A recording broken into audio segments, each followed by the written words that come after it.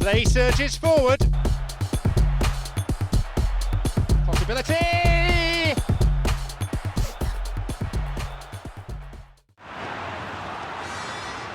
Shot on! And it's in! And it's a goal for Barcelona!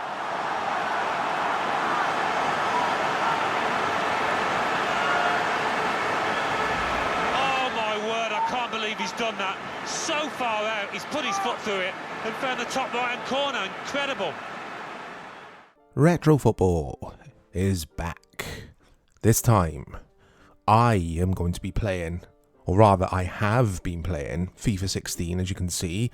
I captured this footage on the PS4 over the weekend. Dave, as you might have guessed, is not with us for this episode. He will be back, guys. I love Dave on this series. I know you guys do as well. So Dave will be back for the next episode, I promise. But yeah, FIFA 16 now, PS4. Some might argue, come on, Chavito, that's not retro. This is retro. This is a retro football game, in my opinion. And it's a very important football game in the history of the FIFA games. Now, this was the last game that used the Ignite engine. I think I'm correct in saying that. And like I say, I've been playing a lot of this over the weekend, and I captured this footage directly from the PS5, and this game runs okay on the PS5. I don't think there'd be much difference graphically. It might boost it somewhere. This game is 30 frames per second, guys, which is a little bit off-putting as you play, because I'm so used to 60 frames per second in most of my gaming now. But anyway, FIFA 16. Back in the day, I bought this at around launch. I played a lot of it online with my good friend Dave, who appears on the channel on this very series. You all know him. And I thought it was decent. I enjoyed it. My issue with it, in normal speed, this game is too fast. Some may argue even in slow speed, it's still a tad too fast. Now, this is in slow speed, guys. And for me, it's perfect. In slow speed, no sliders applied.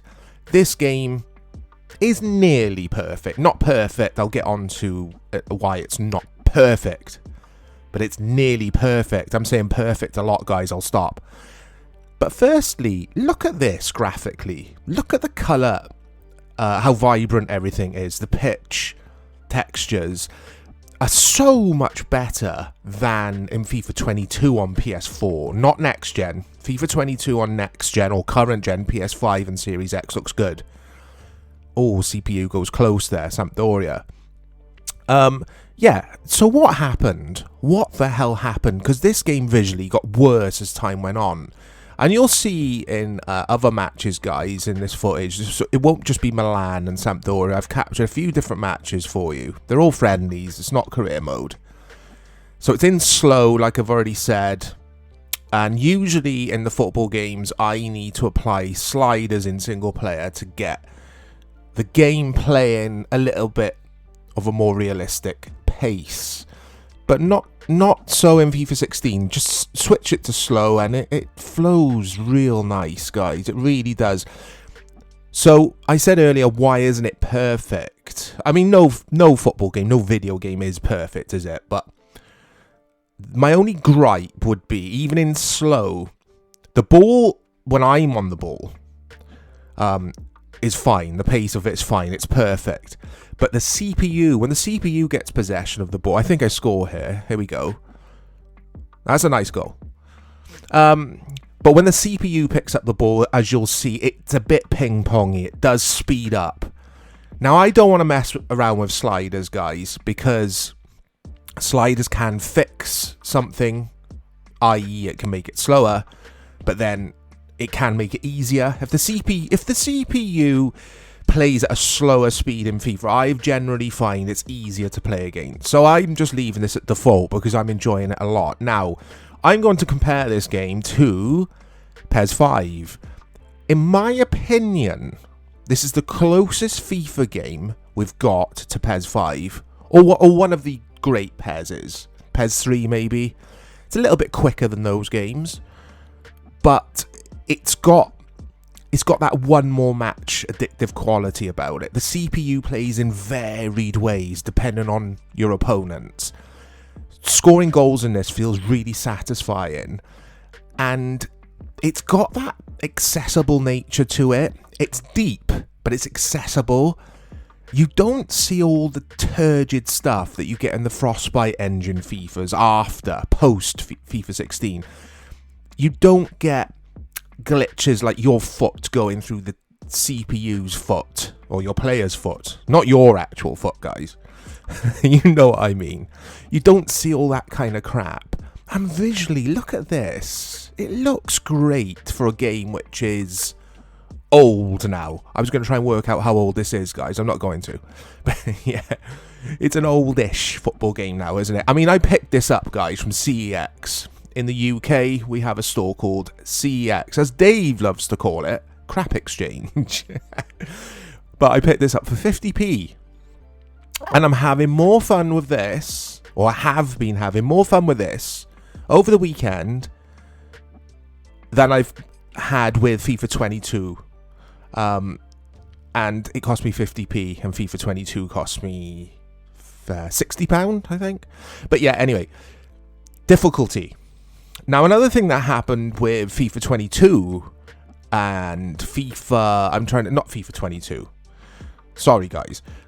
The Frostbite engine game. So FIFA 17, FIFA 18, they became too easy. The Frostbite did something. It made the AI very passive. On the Ignite engine, with these FIFA games, they are very challenging. This is in Legendary, guys. It's the top difficulty. There's no Ultimate back in these days of FIFA. And it's very, very challenging. Not frustratingly so, but it is challenging. As you can see here, guys, look, when the CPU picks the ball up, it does ping-pong the ball around a little bit too quick for my liking. But there's so many midfield battles in this version of FIFA. Midfield tussles, as I like to call it. It's not end-to-end like the Frostbite FIFAs have been. I'm really enjoying my time with this. I've only been playing friendlies, guys.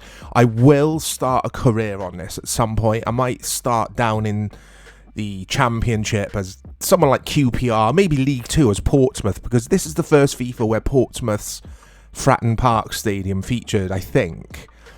But it's a very, very good football game, and I'm enjoying it more now than I did when it first launched. Again, I think it's because I spent a lot of time playing this online, and I just don't like football games, especially FIFA games in normal speed. I just don't like them. The first thing I do, I install the game, I go into settings, and I slide that speed down to slow, and it just feels great. This game does. The ball physics on this are really good. Like some of the trajectory, I can never say that word, guys. Shot trajectory, you know what I mean. Yeah, the way the ball moves and swerves in the air, it's head and shoulders above FIFA games that have come since. All of them. No FIFA game since FIFA 16 is as good as FIFA 16, if that makes sense. They've all been mediocre to okay. I think FIFA 22 is okay. It's got a lot of issues. Going back to visuals, FIFA 22 on PS4, or rather on last gen, so on PC, PS4 and Xbox One and Switch, even though the Switch version's a little bit different, but FIFA 22 looks turgid. It looks woeful graphically, it boggles the mind, guys. I don't know why they left Ignite engine. I'm not savvy with that kind of thing, but I just wish if there was any chance they could go back to some similar engine, because it's just so playable. Like I say, guys, it's the closest you're gonna get to PES with a FIFA game. It's got that PES feeling about it. It's really difficult to describe what I mean. And when I say PES, again, I mean the classic PES. PES 3, PES 5, PES 6 to an extent, not modern day PES, again, which is just slow, too slow, clunky, and boring to play in my opinion. This has got the perfect balance of arcade, accessibility, and the simulation side. It's got that perfect balance. EA nailed it with this game. And I know a lot of people still play FIFA 16. A lot of people in the community do. They love FIFA 16. And yeah, 50 pence, guys.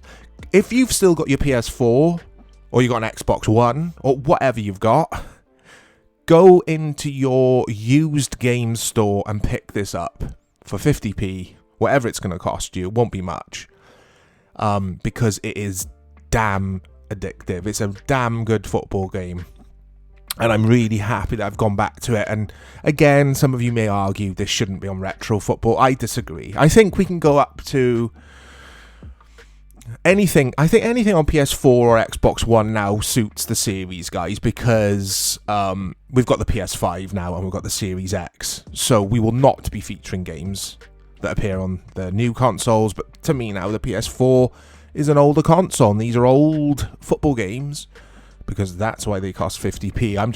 I'm just rambling now, guys. FIFA 16, it's very, very good. Dave and I will be doing these together again. Sometimes I'll do these on my own. Oh, Iniesta with a great goal. Yeah, when Dave's not available, guys, I will be doing these on my own, like this video. But I prefer to do them with Dave. I prefer to play live rather than capture the footage first kind of thing. I like to play two-player, me and Dave. We always just have fun doing that. It is more fun than doing it this way, but I had to get a video out this week, and I really wanted to talk about FIFA 16.